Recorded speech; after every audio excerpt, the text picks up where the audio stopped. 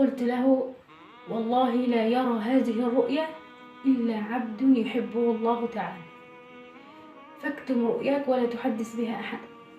فدمعت عيناه.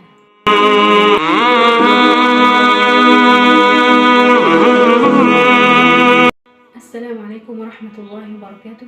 حياكم الله متابعيني الكرام. أسأل الله تعالى أن يرزقكم سعادة الدارين، اللهم آمين. نبدأ برؤيا لشاب توفاه الله تعالى فرأته أخته في المنام. قبل أن أسرد الرؤيا والتعبير، الحقيقة أنا لم أعبرها لصاحبتها بالتفصيل. وقت ما فتحت الرسالة كنت ذهني مشغول، لم أكن مستعدة لأفصل لها التعبير. قلت لها: هو في منزلة عالية في الجنة بإذن الله، لكن أستأذنك أن أخذ هذه الرؤيا وأعبرها في فيديو، لأنها إن شاء الله تنفع الناس. فرحبت ولم ترفض، وأنا إن شاء الله الآن سأعبرها بالتفصيل. الرؤيا تبشر أن هذا المتوفى بإذن الله في قصر من قصور الجنة. تقول: رأيت أخي المتوفى في مجلس كبير نفس مجالس الملوك والأمراء، ومبتسم ابتسامة عريضة حتى بدت كل أسنانه، وشعره كثيف، ويلبس ثياب بيضاء، ومعه في المجلس ناس. وانتهت الرؤيا. مجلس كبير نفس مجالس الملوك، وإذا رأيت ثم رأيت نعيما وملكا كبيرا. الملوك والأمراء أين يسكنون في الدنيا؟ لا يسكنون إلا القصور. المعلوم أن الجنة فيها قصور ودور وبيوت وغرف وخيام، فهو في مجلس كبير نفس مجالس الملوك، فهو بإذن الله تعالى في قصر من قصور الجنة، وشعره كثيف. قال رسول الله صلى الله عليه وسلم في وصف أهل الجنة: مرض مكحلون أولو أفانين. أفانين هي الجمة أو اللمة من الشعر، وهي إشارة إلى أن أهل الجنة شعرهم كثيف وطويل، وعليه ثياب بيضاء. قال رسول الله صلى الله عليه وسلم: البسوا من ثيابكم البياض وكفنوا فيها موتاكم فإنها من خير ثيابكم. فهو يلبس خير الثياب كما قال النبي صلى الله عليه وسلم. مبتسم ابتسامة عريضة. قال الله سبحانه وتعالى: وجوه يومئذ مسفرة ضاحكة مستبشرة ومعه في المجلس ناس. مشاهد النعيم في الجنة أن أهل الجنة مجتمعين متحابين.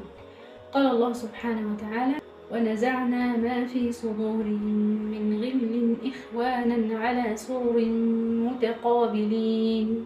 فأرسلت لها رسالة: ما أكثر عمل عرف عن هذا المتوفى؟ قالت: كان مشهود له بحسن الخلق، وكان يحث أصدقائه على الصلاة.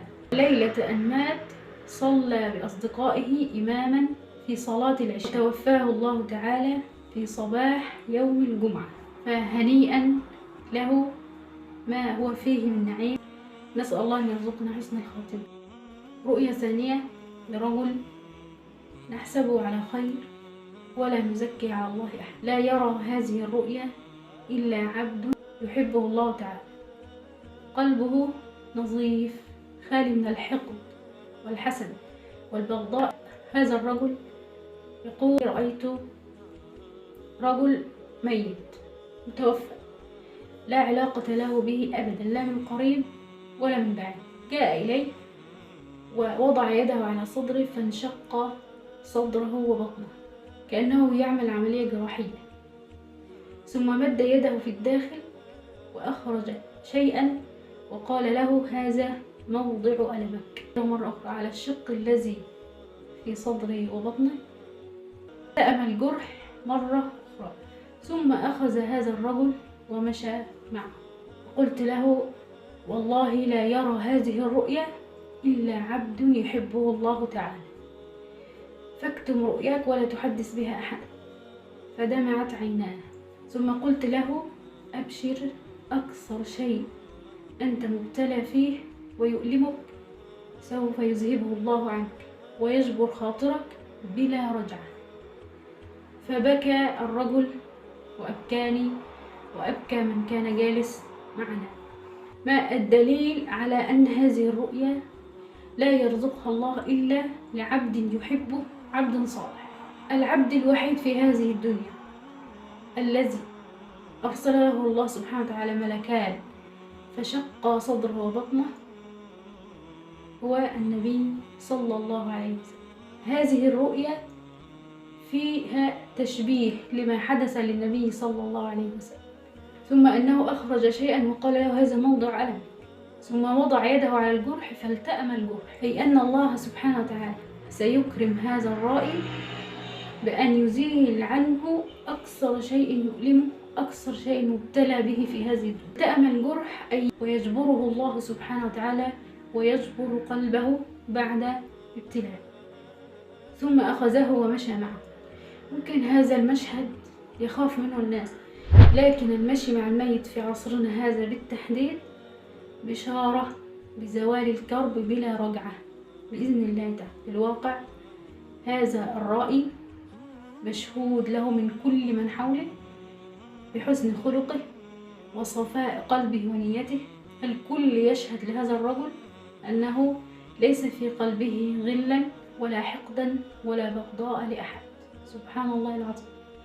فمثل هذه الرؤيا إن رآها أحد فليعلم أن الله يحبه ولا يحكيها لأحد ولا يحكيها لمعبر، فإنها لا تحتاج إلى تعبير. اخترت لكم رؤيتان جميلتان. أتمنى أن يكون الحديث أسعدكم ونفعكم. أستودعكم الله والسلام عليكم ورحمة الله وبركاته.